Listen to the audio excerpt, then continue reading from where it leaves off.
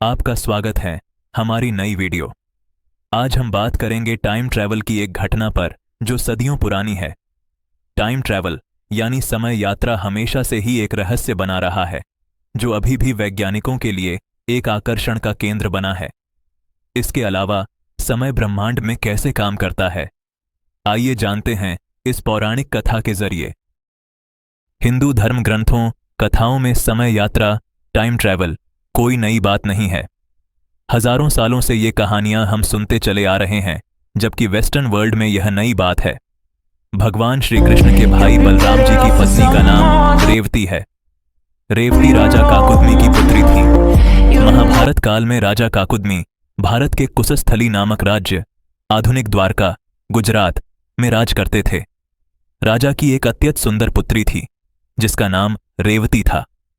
रेवती का जन्म अग्निकुंड की दिव्य अग्नि से हुआ था।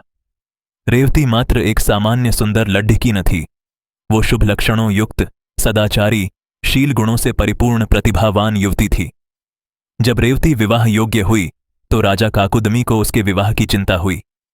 अपनी असाधारण कन्या के लिए कोई भी वर उन्हें उपयुक्त न लगता था।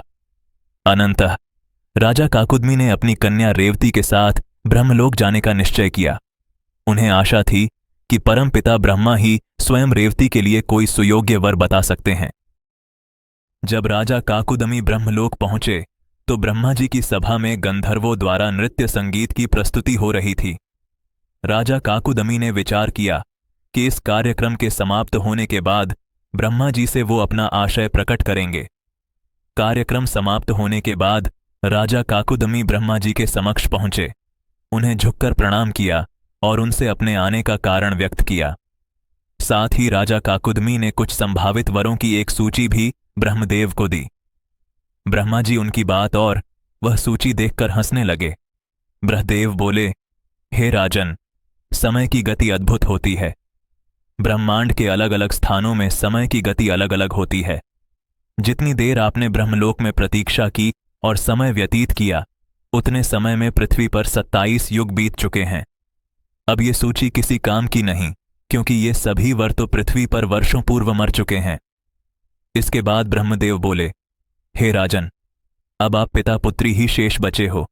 पृथ्वी पर आपका राजपाट, घर परिवार, मित्रगण, सेना, धन संपत्ति भी कभी के नष्ट हो चुके हैं।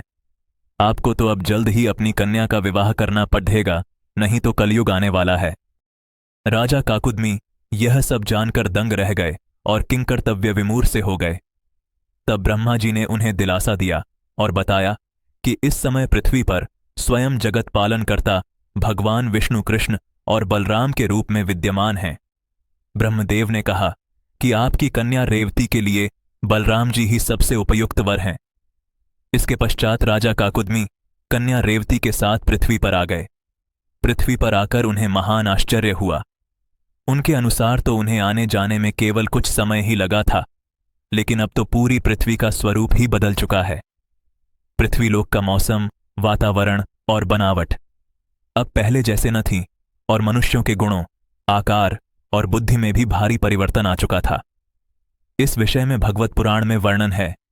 अब पृथ्वी पर पहले के समान जीव जंतु, जानवर और पेड़ पौधे न थे।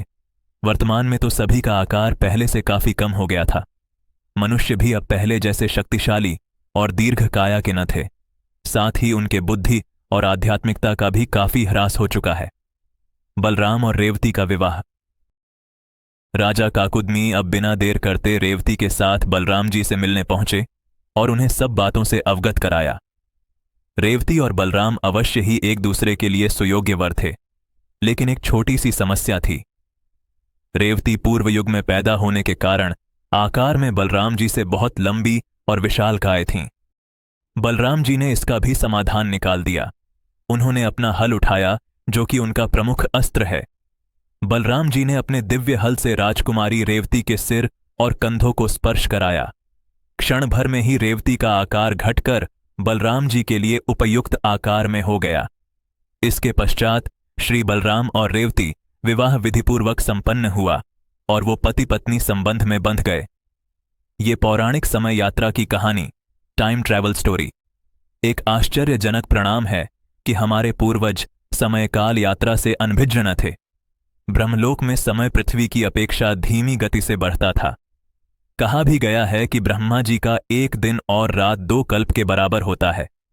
2 कल्प करीब 8 करोड़ DH वर्ष के बराबर होता है। कहानी के अनुसार राजा काकुदमी और रेवती ने केवल कुछ क्षण ही व्यतीत किए थे। आधुनिक विज्ञान में आइंस्टीन के बाद से समय यात्रा, टाइम ट्रैवल के सिद्धांत को काफी बल मिला। आज के वैज्ञानिकों की टाइम ट्रैवल के संबंध में कई मान्यताएं हैं।